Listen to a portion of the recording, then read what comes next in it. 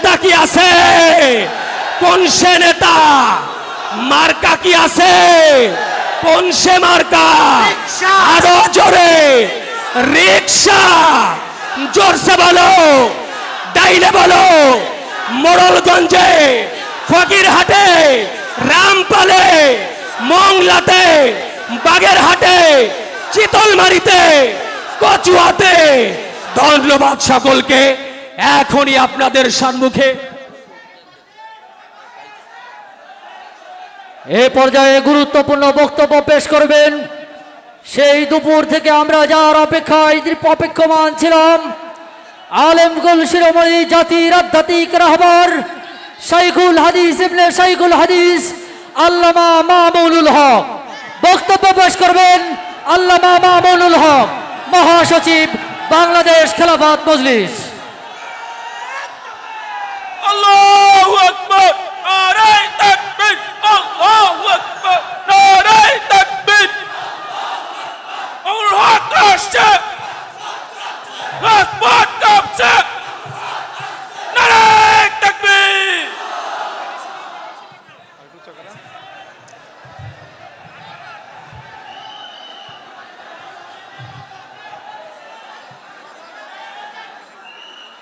আসসালামু আলাইকুম ওয়া রাহমাতুল্লাহ। আলহামদুলিল্লাহি রাব্বিল আলামিন, ওয়াসসালাতু ওয়াসসালামু আলা আশরাফিল আমবিয়াই ওয়াল মুরসালিন ওয়া আলা আলিহি ওয়া আসহাবিহি ওয়া মান তাবিআহুম ওয়া দাআ বিদাওয়াতিহিম ইলা ইয়াউমিদ্দিন। আম্মা বা'দ। আউযু বিল্লাহি মিনাশ শাইতানির রাজীম। বিসমিল্লাহির রাহমানির রহিম। ولا تحسبن الله غافلا عما يعمل الظالمون صدق الله العظيم। বাংলাদেশ খেলাফত মজলিস বাগেরহাট জেলা শাখা কর্তৃক আয়োজিত আজকের এই সমাবেশে উপস্থিত সংগ্রামী সভাপতি, উপস্থিত বাংলাদেশ খেলাফত মজলিসের কেন্দ্রীয় জেলা নেতৃবৃন্দ, বাংলাদেশ খেলাফত যুব মজলিস সহ অন্যান্য সহযোগী সংগঠনের দায়িত্বশীল নেতৃবৃন্দ, বাগেরহাটের বিভিন্ন থানা উপজেলা থেকে সমবেত আমার প্রাণপ্রিয় বাংলাদেশ খেলাফত মজলিসের নেতাকর্মী ও সর্বস্তরের তৌহিদি ভাইয়েরা, সর্বপ্রথম আমি আল্লাহ রাব্বুল আলামিনের শুকরগুজারি আদায় করছি, যেই মহান রাব্বুল আলামিন আজ আমাদেরকে বাংলাদেশের মাটিতে মুক্ত বাতাসে নিঃশ্বাস গ্রহণ করার তৌফিক দিয়েছেন। এদেশের মানুষের উপর জগদ্দল পাথরের মতো চেপে বসা জুলুম শোষণের মূর্ত প্রতীক জালিম শাহী স্বৈরাচারী শেখ হাসিনাকে অপসারণ করে দিয়ে বাংলাদেশকে আল্লাহ পাক ফ্যাসিবাদ মুক্ত করেছেন। এজন্য আবারও আল্লাহর দরবারে কালেমাতুশ শুকরের হাদিয়া পেশ করছি। আল্লাহুম্মা লাকাল হামদু ওয়া লাকাশ শুকর। আমি এই বাংলাদেশ তৈরির জন্য প্রেক্ষাপট যারা গড়ে তুলেছেন, যাদের আত্মত্যাগ, যাদের রক্ত এবং শাহাদাতের মধ্য দিয়ে আজকের নতুন বাংলাদেশ বিনির্মিত হয়েছে, সেই সকল শহীদানদেরকে শ্রদ্ধা ভরে স্মরণ করছি এবং তাদের জন্য আল্লাহর দরবারে মাগফিরাত কামনা করছি।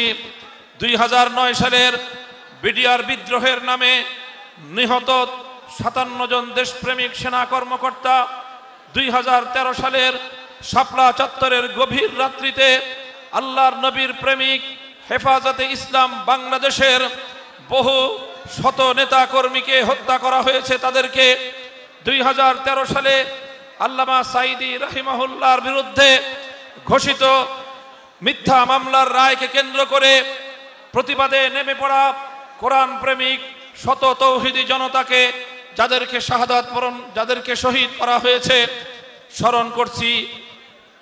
খুনি হাসিনার, ফ্যাসিবাদী শেখ হাসিনার দীর্ঘ 15 বছরে গুম, খুন আর হত্যার শিকার হওয়া ওই সমস্ত মানুষদেরকে, যাদের মায়েরা আজও চোখের পানি ফেলে রাতের পর রাত বিনিদ্র রজনী দিন যাপন করছে আর অপেক্ষার প্রহর গুনছে কখন তার বুকের হারানো ধন আবার সেই মায়ের কোলে ফিরে আসবে।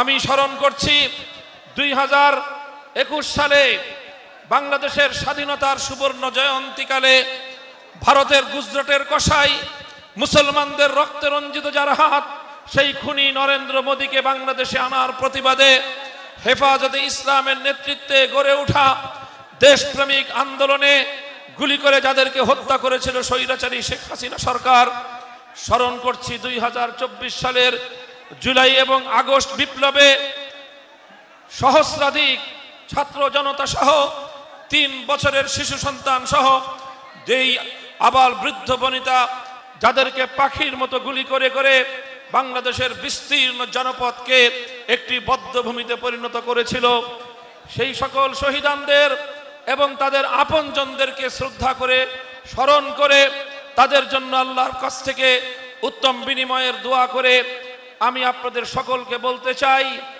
এই যে হাজারো শাহাদাতের বিনিময়ে লক্ষ মানুষের আহত নিহত খুন গুম হওয়ার মধ্য দিয়ে হাজারো লাখো বাংলাদেশের মানুষ বিরোধী মতের হওয়ার অপরাধে রাত দিন যাদেরকে ফেরারি জীবন যাপন করতে হয়েছে, কোন জঙ্গলে বনবাসে গিয়ে, ধান খেতে গিয়ে, নৌকার মাঝে কোন জঙ্গলে গিয়ে শেখ হাসিনার ভয়ে যাদেরকে বিতাড়িত জীবন যাপন করতে হয়েছিল, এই সব মানুষগুলোকে শ্রদ্ধা করে এবং সেই অতীতের কঠিন সময়গুলোকে স্মরণ করে আজকের এই পরিস্থিতি উত্তরণে যারা সাহসী ভূমিকা পালন করেছে তাদের সকলকে সশ্রদ্ধ সালাম জানাচ্ছি। সংগ্রামী সাথী ও বন্ধুগণ, বিজয়ের এই লগনে আমি আবারও আপনাদেরকে স্মরণ করিয়ে দিতে চাই 2024 সালের 5ই আগস্টকে এদেশের বিপ্লবী জনতা নাম দিয়েছে দ্বিতীয় স্বাধীনতা। 2024 সালের 5ই আগস্ট যে অভ্যুত্থান হয়েছে, এই অভ্যুত্থানের মধ্য দিয়ে বাংলাদেশ থেকে ফ্যাসিবাদের পতন ঘটেছে, সুতরাং এটি বাংলাদেশের দ্বিতীয় মুক্তিযুদ্ধ।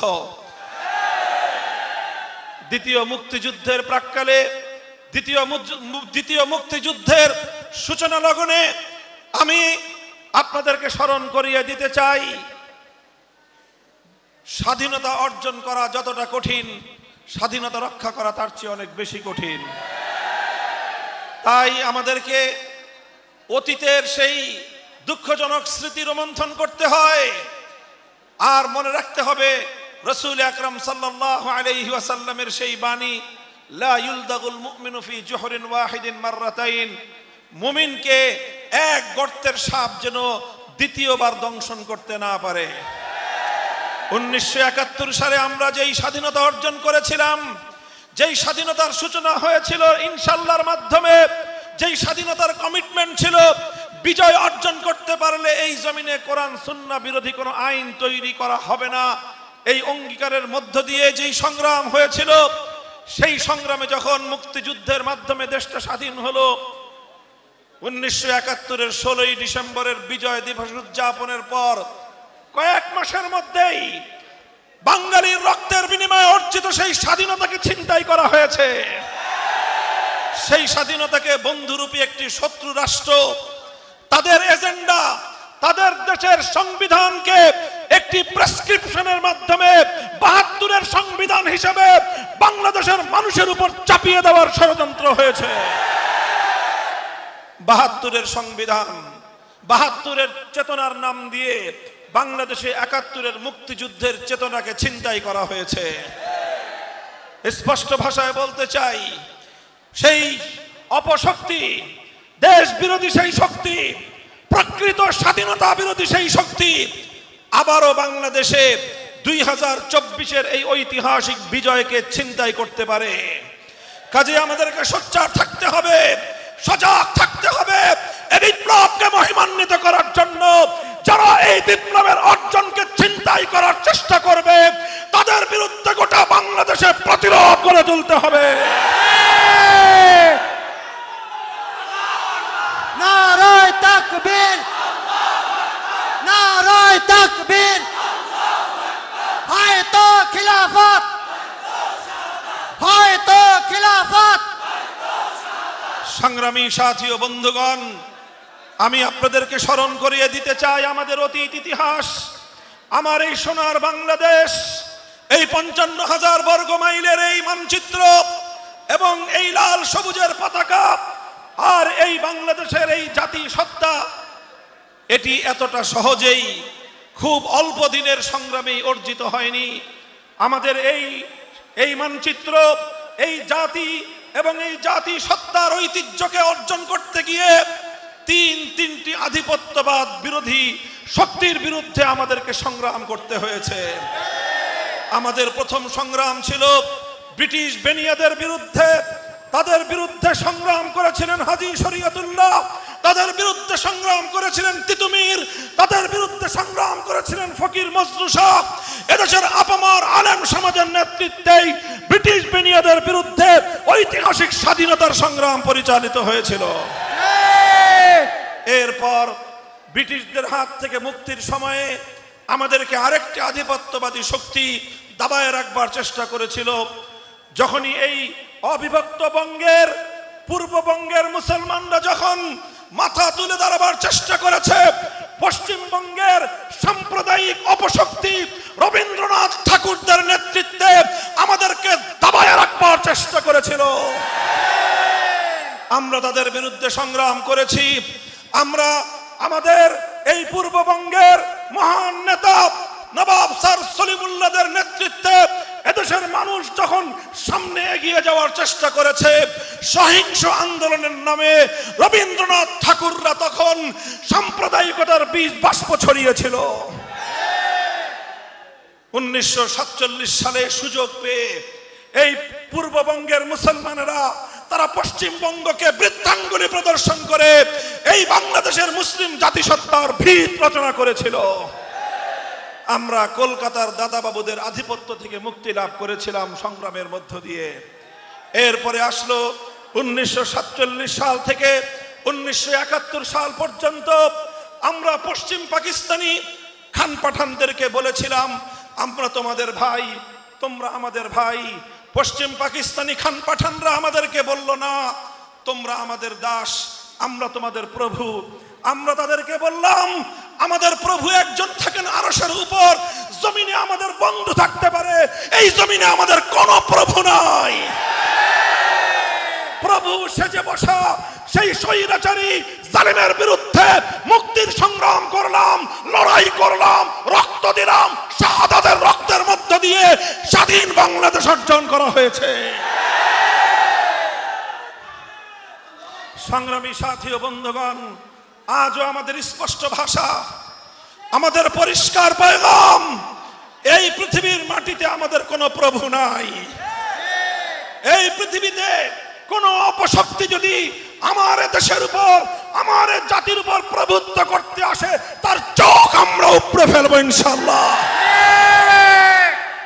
সংগ্রামী সাথী ও বন্ধুগণ, সুতরাং এই তিন আধিপত্যবাদ বিরোধী সংগ্রামের উপর ভিত্তি করে বাংলাদেশের মানুষের অভিপ্রায়, এদেশের মানুষের চেতনা, এদেশের মানুষের হাজার বছরের ঐতিহ্য, শরীয়তুল্লাহ, নেসার আলী তিতুমির, ফকির মজনু শাহদের থেকে শুরু করে খান জাহান আলী, শাহজালাল মুজাররদি ইয়ামানি সহ এদেশের হাজারো পীর আউলিয়া, এদেশের আলেম সমাজ, আল্লামা শামসুল হক ফরিদপুরি, শাইখুল হাদিস আল্লামা জুনায়েদ বাবু নগরী সহ এদেশের সোনালী সন্তানদের তাদের রূপরেখার ভিত্তিতে আগামীর বাংলাদেশকে গড়ে তুলতে হবে।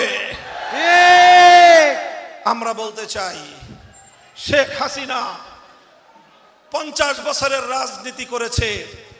তার রাজনীতির মূল দুটি দর্শন ছিল। প্রথম রাজনীতি ছিল তার প্রতিশোধের রাজনীতি।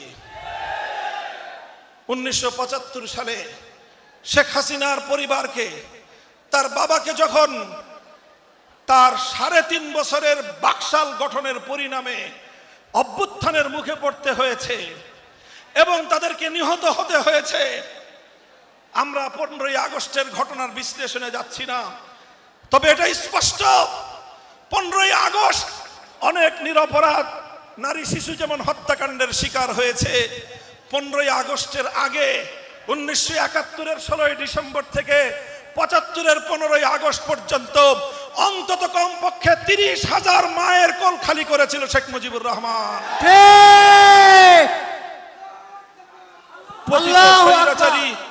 পতিত স্বৈরাচারী শেখ হাসিনা তোমার বাবার রক্তের যেমন দাম আছে, তেমনি ভাবে 30,000 এদেশের যুবকের বাবার রক্তেরও দাম ছিল। তোমার ভাইয়ের যেমন রক্তের দাম আছে, সিরাজ সিকদার সহ বাংলাদেশে শেখ মুজিবের হত্যাকাণ্ডের শিকার 30,000 যুবক প্রাণের মূল্য ছিল। তুমি শুধু তোমার বাবার মৃত্যুকাণ্ডের কথা বলো, তোমার বাবার হাতে নিহত 30,000 অভাগার কথা কোনোদিন তোমার মুখে উচ্চারিত হয় নাই। যাই হোক, 15ই আগস্টের ঘটনা ঘটলো। বাকশালের অন্যায়, অপশাসন, স্বৈর শাসন, একদলীয় শাসনের প্রেক্ষিতে 15ই আগস্ট সংগঠিত হয়েছিল। শেখ হাসিনা তখন আন্তর্জাতিক গণমাধ্যমে বক্তব্য দিয়েছেন, সাক্ষাৎকার দিয়ে বলেছেন যে জাতি তার বাবাকে হত্যা করেছে তিনি সেই জাতির কাছ থেকে প্রতিশোধ গ্রহণ করবেন। এই ঘোষণার পর থেকে 1975-এর 15ই আগস্ট থেকে 2024 সালের 5ই আগস্ট শেখ হাসিনা 50 বছর রাজনীতি করেছেন। এই 50 বছরের রাজনীতি ছিল তার বাংলাদেশের মানুষের কাছ থেকে পিতৃহত্যার প্রতিশোধ গ্রহণের রাজনীতি। 15ই আগস্ট এদেশের মানুষ শেখ মুজিবুর রহমানের মৃত্যুর পরে তারা মিষ্টি বিতরণ করেছিল। গোটা দেশের মিষ্টির দোকানের সমস্ত মিষ্টি খালি হয়ে গিয়েছিল। দেশের মানুষ শোক পালন করে নাই। এটা নিয়ে এই দেশের মানুষের উপর শেখ হাসিনার একটা ক্ষোভ তৈরি হয়েছিল। আর সেই ক্ষোভের কারণে শেখ হাসিনা একটা মানসিক বিকারগ্রস্ত একটা মানুষ ছিল। দুঃখ লাগে, আওয়ামী লীগের মতো একটি প্রাচীন রাজনৈতিক দল তারা এরকম একজন মানসিক রোগীকে তাদের নেত্রী বানিয়ে বছরের পর বছর, যুগের পর যুগ বাংলাদেশের মানুষকে শাস্তি দিয়েছে। এই জন্য আওয়ামী লীগের শাস্তি হওয়া উচিত। শেখ হাসিনার প্রতি আমার সহানুভূতি ছিল, কারণ সে একজন মানসিক প্রতিবন্ধী, সে একজন মানসিক বিকারগ্রস্ত মানুষ ছিল। তার উপযুক্ত জায়গা ছিল হাসপাতাল এবং চিকিৎসা কেন্দ্র। সেটা না করে আওয়ামী লীগের নেতৃবৃন্দ তাকে নেত্রী বানিয়ে গোটা বাংলাদেশের মানুষের বিরুদ্ধে তাকে লেলিয়ে দিয়েছিল। এরপর শেখ হাসিনা বাংলাদেশের মানুষের মধ্যে রাজনীতির একটা দর্শন চালালো, যেই দর্শন সেই ব্রিটিশ বেনিয়াদের কাছ থেকে সে শিখেছিল, ডিভাইড অ্যান্ড রুল, ভাগ করো শাসন করো। মুক্তিযুদ্ধের চেতনাকে পুঁজি করে, মুক্তিযুদ্ধের চেতনার ব্যবসায়ী শেখ হাসিনা, যার পরিবারের একটা সদস্য 1971-এর মুক্তিযুদ্ধে শহীদ হয় নাই, যার পরিবারের একজন সদস্য সশস্ত্র মুক্তিযুদ্ধের মাঠে ময়দানে নেতৃত্ব দেয় নাই, তারা হয়ে গেল মুক্তিযুদ্ধ পরবর্তী মুক্তিযুদ্ধের ডিলার, সবচেয়ে বড় ব্যবসায়ী। তিনি মুক্তিযুদ্ধের চেতনাকে কেন্দ্র করে জাতিকে দুইটা ভাগে ভাগ করলেন এবং এক ভাগকে আরেক ভাগের বিরুদ্ধে লেলিয়ে দিয়ে বাংলাদেশটাকে দুর্বল করে এটাকে ভারতের অঙ্গরাজ্যে পরিণত করবার পায়ে তারা চালালেন। লক্ষ লক্ষ কোটি টাকা বাংলাদেশ থেকে পাচার করলেন। আমার প্রশ্ন হয়, এত টাকার দরকারটা কি? একজন বিধবা মানুষ, তার ছেলে মেয়েরাও মোটামুটি টাকা পয়সা কামিয়েছে, এক বিধবা নারীর এত টাকা লাগে কেন? আসলে তার টাকার প্রয়োজন ছিল না, তার প্রয়োজন ছিল বাংলাদেশের কাছ থেকে প্রতিশোধ গ্রহণ করা। উন্নয়নের নামে মেগা প্রকল্প করে মেগা দুর্নীতির মাধ্যমে বাংলাদেশের অর্থনীতির ভিতকে ধসিয়ে দিয়েছে শেখ হাসিনা। বাংলাদেশকে তলাবিহীন ঝুড়িতে পরিণত করেছে। কেন করেছে? যেন বাংলাদেশ বিশ্ব দরবারে মাথা তুলে দাঁড়াতে না পারে, যেন বাংলাদেশ ভারতের চোখে চোখ তুলে তাকিয়ে কথা বলতে না পারে।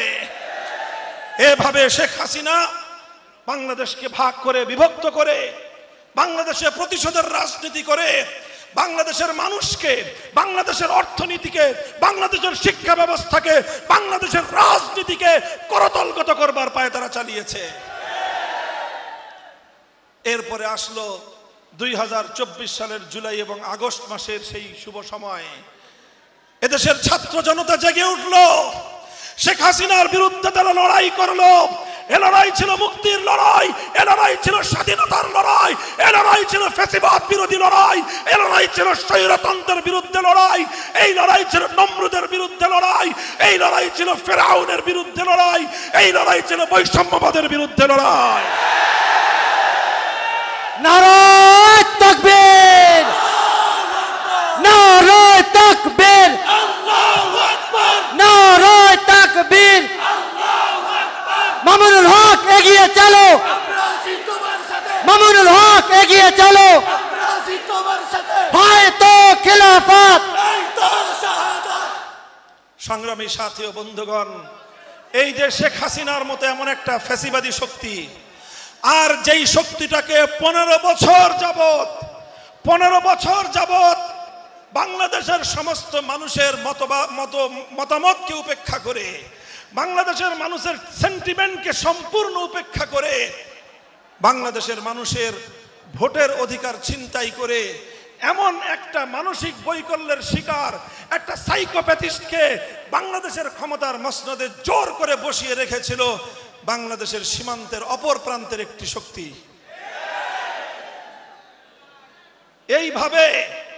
এইভাবে বাংলাদেশটাকে দুর্বল করার পায়তারা করা হয়েছে।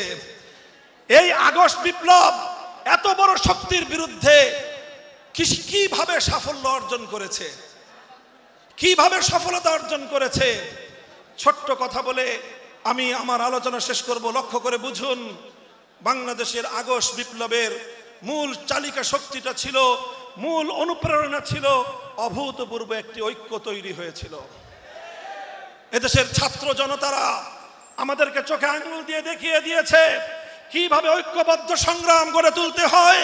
এই সংগ্রামে যেমন স্কুলের ছাত্ররা ছিল, কলেজ ইউনিভার্সিটির ছেলেরা ছিল, আমার আলিয়া মাদ্রাসা কওমি মাদ্রাসার সন্তানেরাও কাঁধে কাঁধ মিলিয়ে টেকনাফ থেকে তেতুলিয়া পর্যন্ত মানব প্রাচীর তৈরি করে শেখ হাসিনার বিরুদ্ধে অপ্রতিরোধ্য আন্দোলন গড়ে তুলেছিল। এই ঐক্যই ছিল শেখ হাসিনার বিভাজনের রাজনীতির বিরুদ্ধে সংগ্রামের মূল চালিকা শক্তি। আর আমরা কি দেখেছি? আন্দোলন চলছে, সংগ্রাম চলছে, আন্দোলনের সংগ্রামে উত্তাল রাজপথ, ঢাকা সহ শহরগুলোর রাজপথে আমরা দেখেছি অভূতপূর্ব একটি দৃশ্য দেখেছি, মুগ্ধ হয়েছি, বারবার দেখেছি। আন্দোলন চলছে, সংগ্রাম চলছে, মিছিল চলছে। যখনই নামাজের সময় হয়ে গিয়েছে, একজন স্কুলের স্টুডেন্ট দাঁড়িয়ে আল্লাহু আকবার আল্লাহু আকবারের আযানের ধ্বনিতে বাংলার আকাশ বাতাস মুখরিত করে তুলেছে।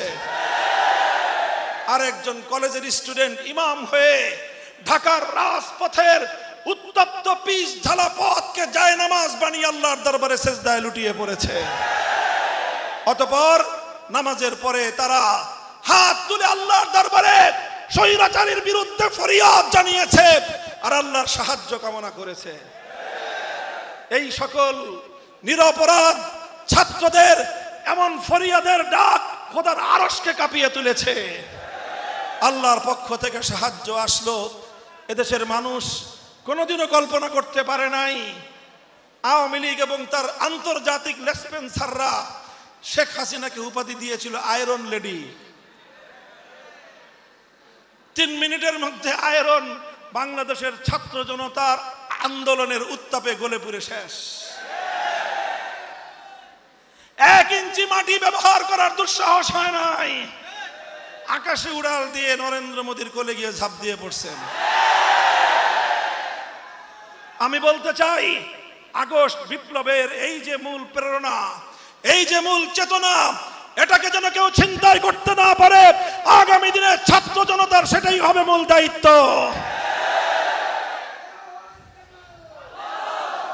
আরেকটা কথা বলি আমি, আরেকটা কথা, শেখ হাসিনার রাজনীতির, আওয়ামী লীগের রাজনীতির আরেকটা বৈশিষ্ট্য ছিল, সেটা হলো রাতের অন্ধকারে সংখ্যালঘুদেরকে কালনাগিনী হয়ে ছবল মেরে দিনের আলোতে ওঝা হয়ে ঝাড়তে আসা।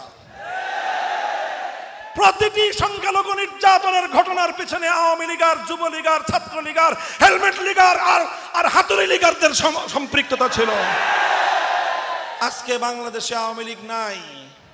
হারিকেন দিয়ে খুঁজে কোনো ছাত্রলীগ যুবলীগের ক্যাডারের খোঁজা পাওয়া যায় না।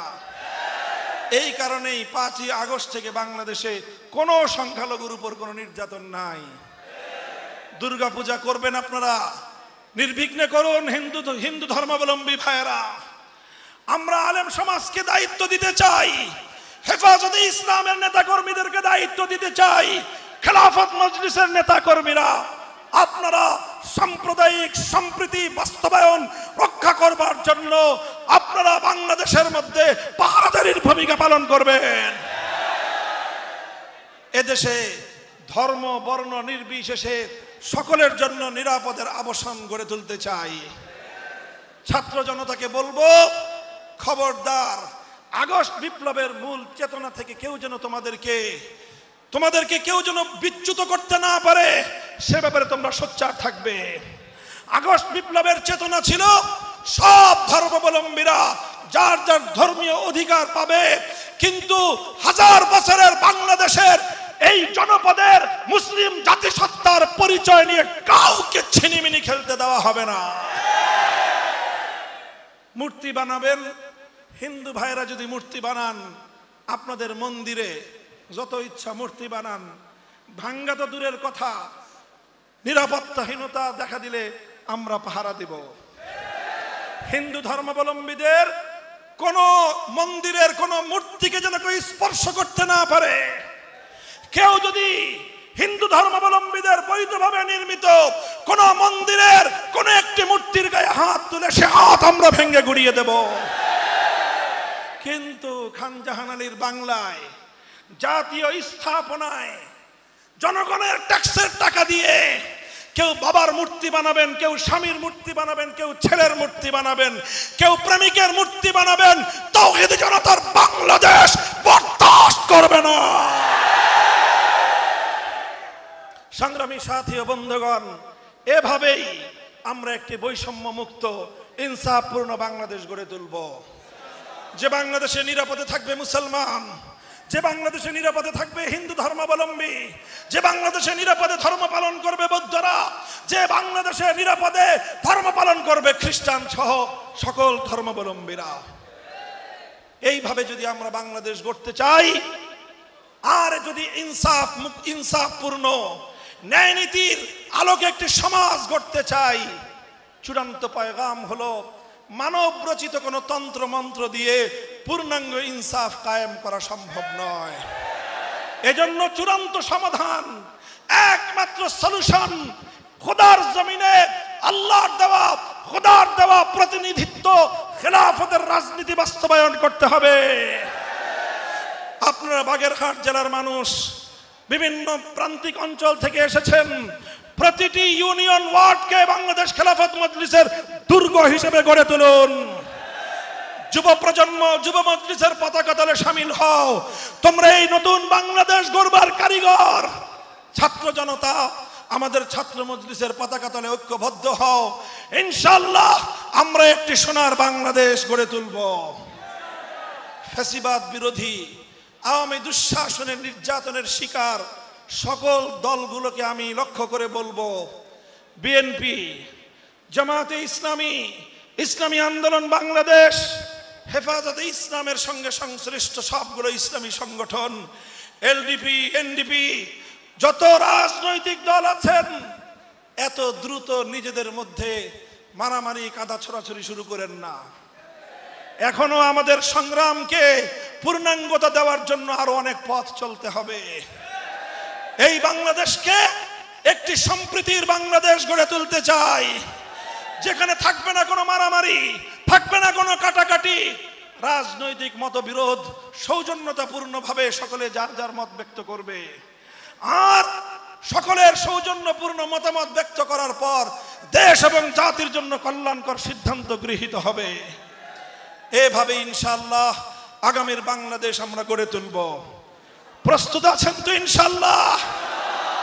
এভাবে বাংলার টেকনাফ থেকে তেতুলিয়ায় নতুন প্রজন্ম, আলেম প্রজন্ম, ছাত্র প্রজন্ম, মেহনতি প্রজন্ম সকলেই আমরা হাতে হাত রেখে একটি আন্দোলন সংগ্রাম হবে, সে আন্দোলন সংগ্রাম হবে আল্লাহর জমিন আল্লাহর দিনকে বিজয়ী করবার। সে আন্দোলনের স্লোগান হবে খোদার আকাশ, খোদার জমিন, করব কায়েম খোদার দিন।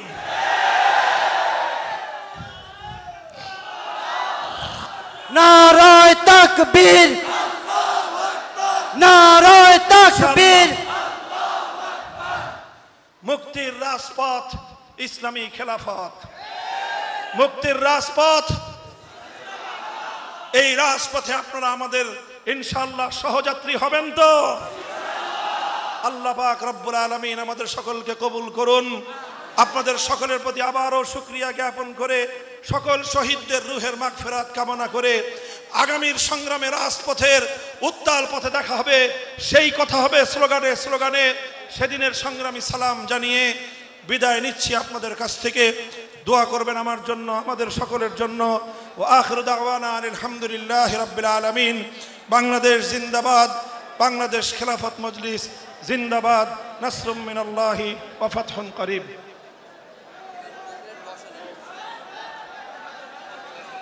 ভাই আস্তে আস্তে বের হয়ে যায়, পিছন দিক থেকে আস্তে আস্তে বের হয়ে যায়। ভিতরের হলরুম সম্পূর্ণ খালি করে দিই। মোবাইলের যারা ক্যামেরা ছবি তুলতেছেন বা বিভিন্ন, এখন এই কাজটা আর কেউ করবেন না। মেহেরবানি করে কেউ সামনের দিকে আগবেন না, পিছন। স্বেচ্ছাসেবক ভাই যারা আছেন ভাইরা বের করার চেষ্টা করুন। তাওহীদি জনতা, হুজুর এইখান দিয়ে আরামে বের হবে, এটা আমরা চাই না। কে কে চাই হাত জায়গায় দেখায়। তাহলে সুন্দর করে মাঝখান দিয়ে একটা রাস্তা বানায় দেখায় দেন। হুজুর বেরো যাবে, আপনারা চলে যান, বেরো যান, দ্রুত করে বেরো যান। হুজুরকে কেউ মুসাফাহা করার জন্য মোটেও চেষ্টা করবেন না।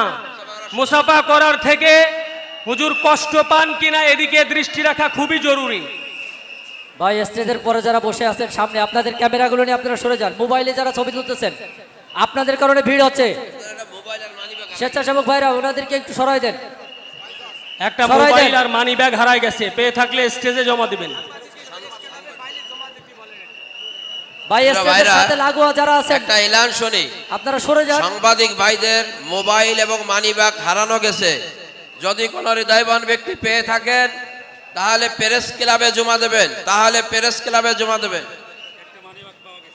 ইতিমধ্যে আমাদের মঞ্চে একটা মানিব্যাগ পাওয়া গেছে, দায়িত্বশীলের কাছে থেকে প্রমাণ দিয়ে আমরা গ্রহণ করি, স্টেজ থেকে নিয়ে নিই। আলহামদুলিল্লাহ, একটা ভিভো টাচফোন হারায় গেছে। যদি কোনো ভাই পেয়ে থাকেন আমরা স্বনিজ দায়িত্বে স্টেজে পৌঁছাই দিই। একটা ভিভো টাচফোন হারায় গেছে, ফোনটা বন্ধ হয়ে গেছে। যদি কোনো ভাইয়ের কাছে থেকে থাকে আমরা নিজ দায়িত্বে স্টেজে পৌঁছাই দিই। ভাই আমরা কারোর আমানত নষ্ট না করি, ভাই কারোর মাল চুরি না করি। ভাই কাল কিয়ামতের ময়দানে আপনাকে জবাবদিহিতা করতে হবে। আসসালামু আলাইকুম। ভলেন্টিয়ার ভাইরা, আমরা সবাই একজনের কাঁধে কাঁধ মিলে হাতে হাত দিয়ে দাঁড়াবো, যাতে আমাদের শাইকের যেতে কোনো কষ্ট না হয়। যারা ভলেন্টিয়ার দায়িত্বে আছেন সকলে মাঝখান দিয়ে লোকজন সরায়ে দুই পাশে কাঁধে হাত দিয়ে হাতে হাত মিলে আমরা সবাই দাঁড়িয়ে যাই। সবাই মজবুতের সাথে, কোনো ভাই যেন মুসাফা করতে না পারে, হজরত যেন আমাদের দ্বারা কোনো কষ্টের শিকার না হয়। সবাই কাঁধে কাঁধ মিলেই। আলহামদুলিল্লাহ ভাই, আমরা আস্তে আস্তে সবাই জলদি করে বের হয়ে যায় ভাই, সবাই বের হয়ে যায় ভাই। মাঝখান থেকে ফাঁক করে হুজুর এখন বেরোবে, আপনারা সবাই আস্তে আস্তে বাইরে চলে যান ভাই, ভিতরে ডিস্টার্ব করেন না ভাই। সকল ভলেন্টিয়ার ভাইদেরকে বলছে আপনারা ভিতরে যারা আছে তাদেরকে আস্তে আস্তে বের করে দেন ভাই। ভাই নিজ দায়িত্বে সরে যায় ভাই, হুজুরকে কেউ কষ্ট দেবেন না ভাই, আমরা সবাই বের হয়ে যাই ভাই। হুজুরকে আমরা কেউ কষ্ট দেবো না ভাই, সবাই সাইড করে ফাঁকা করে দিই ভাই। আমরা কেউ মিসাফা করার জন্য চেষ্টা করব না। ভলেন্টিয়ার ভাইরা আপনারা সবাই নিজ দায়িত্বে সবাইকে সরিয়ে দেন ভাই। ভলেন্টিয়ার ভাইরা আপনারা সবাই সহযোগিতা করুন। আমরা যারা আছি সবাই সরে যায় ভাই, এখানে না দাঁড়ায় ভাই, আপনারা এদিকে আসেন না ভাই। ভাই আপনারা হুজুরকে ভালোবাসেন না ভাই? আমরা তো সবাই হুজুরকে ভালোবাসি, আমরা ভালোবাসার ক্ষেত্রে নিজের নিজের দায়িত্বে সাইড করে দিই আমরা ভাই। আমরা সবাই হুজুরকে ভালোবাসি ভাই, নিজ দায়িত্বে আমরা সাইড করে দিই ভাই। এখান থেকে